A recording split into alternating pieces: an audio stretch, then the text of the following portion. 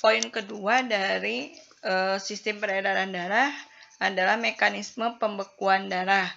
Nah, proses pembekuan darah itu dimulai dari apabila terjadi luka, darah itu akan keluar. Maka trombosit bersentuhan dengan permukaan luka yang kasar, kemudian dia akan menjadi pecah dan akan mengeluarkan trombokinase atau tromboplastin. Kemudian trombokinase bersama-sama dengan ion Ca2+ dan vitamin K akan mengubah protombin menjadi trombin. Kemudian trombin akan mengubah fibrinogen menjadi fibrin yang dapat menghalangi keluarnya sel darah merah hingga terjadi proses pembekuan darah yang berlangsung sekitar 5 menit. Jadi sekali lagi, kalau kita terluka, maka trombosit itu akan bersentuhan dengan luka tadi dan akhirnya pecah. Kemudian dia akan mengeluarkan trombokinase atau tromboplastin.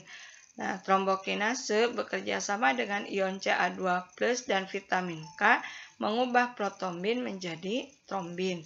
Kemudian trombin mengubah fibrinogen menjadi fibrin. Nah, fibrin ini nanti menghalangi keluarnya sel darah merah hingga terjadi pembekuan darah.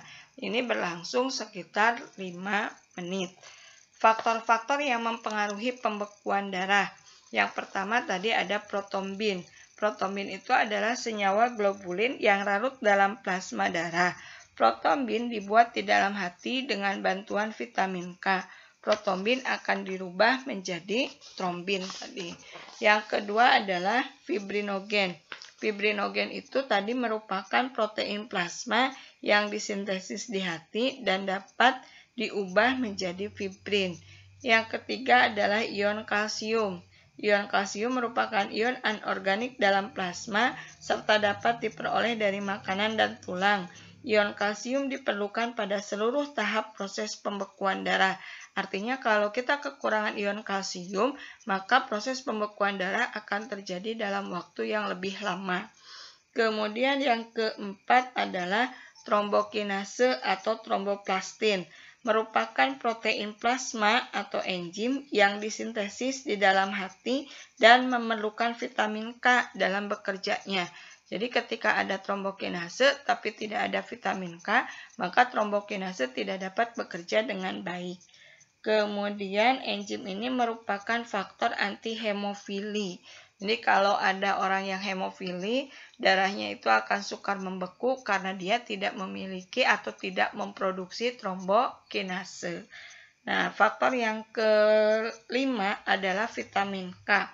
Vitamin yang sangat penting di dalam sintesis protombin dan faktor pembekuan lainnya di dalam hati. Biasanya vitamin ini akan diabsorpsi atau diserap dari usus dan bergantung pada garam empedu yang diproduksi oleh hati. Jika saluran empedunya tersumbat oleh batu empedu, maka proses pembekuan darahnya akan berkurang. Artinya proses pembekuan darahnya akan menjadi lebih lama dan itu bisa membahayakan.